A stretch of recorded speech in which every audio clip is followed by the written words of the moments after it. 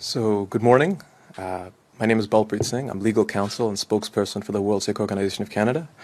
And I'm speaking today alongside with Moninder Singh, who's the spokesperson for the BC Gurdwaras Council, as well as Sikh Federation Canada. And we're here on behalf of a collective of Sikh organizations, which include the Ontario Gurdwaras Committee, the BC Gurdwaras Council, the Sikh Federation Canada, Quebec Sikh Council, and the World Sikh Organization of Canada. So just today, Global News has reported that a suspected agent of the government of India, linked to the criminal Bishnoi gang, was actively surveilling Jagmeet Singh, then a sitting MP and leader of a federal party, right here in Canada. And the credible risk to Jagmeet Singh's life prompted a duty to warn and active police protection. So let's let that sink in. India targeted a Canadian politician on Canadian soil. That's absolutely unprecedented. As far as we're concerned, that's an act of war. What other Canadian politician or leader has to carry the burden of representing his constituents, his party, but also protecting themselves from foreign assassination plots? And that raises a question in our community. If Jagmeet Singh, who is the highest profile Sikh in Canada, isn't safe, then what does that mean for the rest of us? And this isn't a one-off. It's the latest and the most brazen in a chapter of transnational oppression directed by India at Sikhs in Canada. In October of last year, you may recall that the RCMP confirmed that Indian agents were involved in multiple homicides, extortions, shootings, all targeted at Sikh Canadians. And that same day, Canada expelled 6 Indian diplomats who were suspected of being involved in these crimes. We later learned from Canada's Deputy Minister of Foreign Affairs that Narendra Modi's inner circle, specifically Amit Shah, the Home Minister, personally ordered this campaign of terror, which involved gathering intelligence through India's diplomatic network and working with the Bishnoi gang, who was named in this Jagmeet Singh situation, to orchestrate violence. I'll point out to you that the Bishnoi gang, as recently as last month, took responsibility for the murder of a Sikh businessman in Mississauga.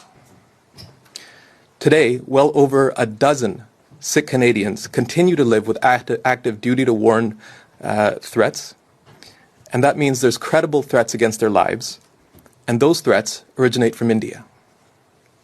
And despite all of this, Prime Minister Mark Carney has invited Narendra Modi to the G7 summit without any assurances that India will stop targeting Canadian Sikhs, without any cooperation on the ongoing criminal investigations, and without a single public concession, without anything about foreign interference that targets our electoral systems, our governments, our citizens.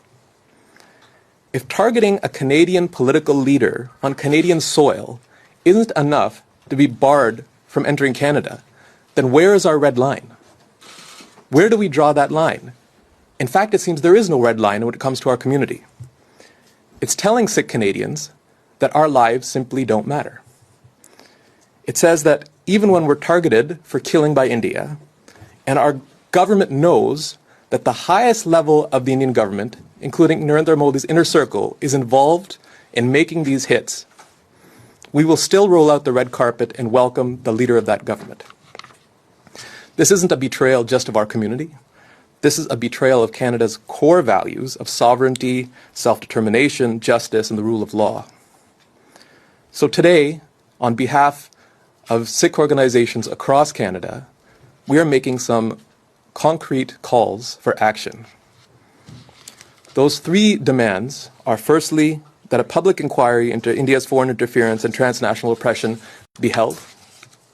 Secondly, intelligence sharing agreements with India and any intelligence sharing should immediately be cancelled.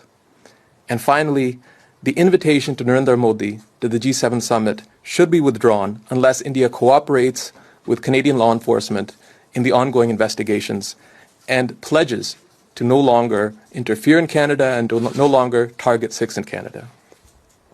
But I want us to understand this isn't just a Sikh issue, and that's really been the pain. At least 3 murders in Canada, extortions, shootings, now targeting a federal political leader. This doesn't compare to foreign interference by any other country.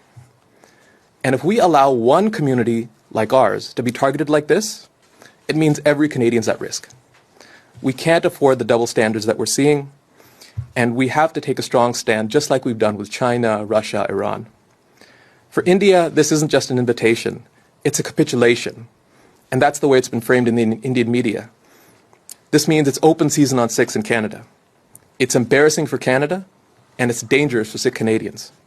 So I'll close with this, that this is a moment that called for courage. We cannot bend over backwards for India. We need our government to start standing up for justice, for accountability, and the safety of all Canadian Sikhs, as well as all Canadians.